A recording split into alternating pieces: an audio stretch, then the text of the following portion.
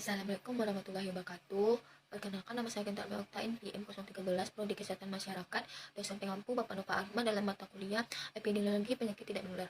Baiklah, pada pembahasan kali ini saya akan membahas tentang pengukuran faktor risiko pada penyakit tidak menular.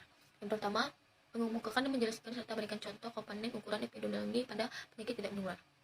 Komponen ukuran epidemiologi yang pertama rasio. Rasio merupakan angka perbandingan atau dapat diterjemahkan sebagai dibanding dengan. Jadi rasio adalah perbandingan satu peristiwa event sebagai numerator X dan peristiwa lainnya yang tidak berhubungan dengan denominator Y. Yang kedua, proporsi. Proporsi adalah bagian dari suatu peristiwa atau ukuran yang membandingkan suatu peristiwa sebagai numerator X dan peristiwa lainnya sebagai denominator Y yang mengandung peristiwa numerator X tambah Y.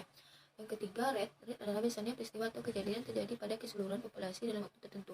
Nilai rate mengukur kemungkinan kejadian dalam populasi terhadap beberapa peristiwa tertentu, misalnya kasus atau kematian karena penyakit infeksi. Yang kedua, mengemukakan dan berikan contoh pemanfaatan insiden rate untuk pengukuran faktor risiko. Insiden rate adalah frekuensi penyakit baru yang berjangkit dalam masyarakat di suatu tempat atau wilayah negara pada waktu tertentu. Rumus insiden rate yaitu jumlah penyakit baru per jumlah populasi berisiko dikali konstanta. Manfaat insiden rate yaitu mengetahui masalah kesehatan yang dihadapi, mengetahui risiko untuk terkena masalah kesehatan yang dihadapi, mengetahui beban tugas yang harus diselesaikan oleh suatu fasilitas pelayanan kesehatan. Yang ketiga, akan menjelaskan serta berikan contoh macam-macam faktor risiko pada PTM.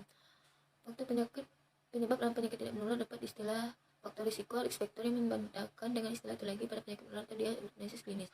Macam-macam faktor risiko. Yang pertama, menurut dapat tidaknya risiko itu diubah, yaitu unchangeable risk factor. Faktor risiko yang tidak dapat diubah, contohnya umur, genetik.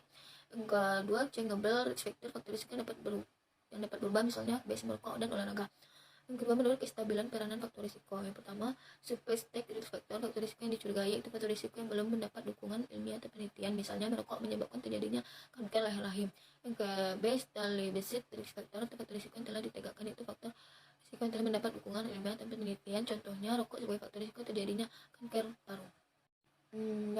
Yang keempat adalah mengumpulkan dan menjelaskan serta berikan contoh analisis faktor-faktor risiko pada PTM.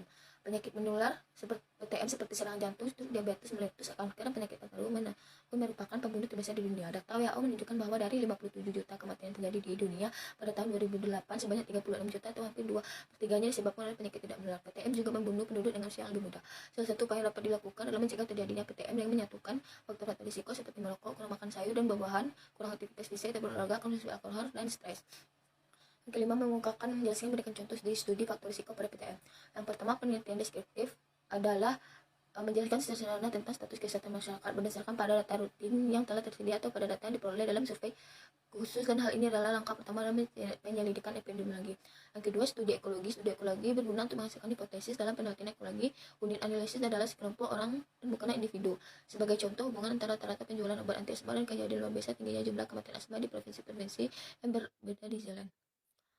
Yang ketiga, studi cross seksional mengukur prevensi penyakit dan sering disebut studi prevalensi. Dalam studi seksional pengkontrol risiko dan efek dibuat pada saat yang sama.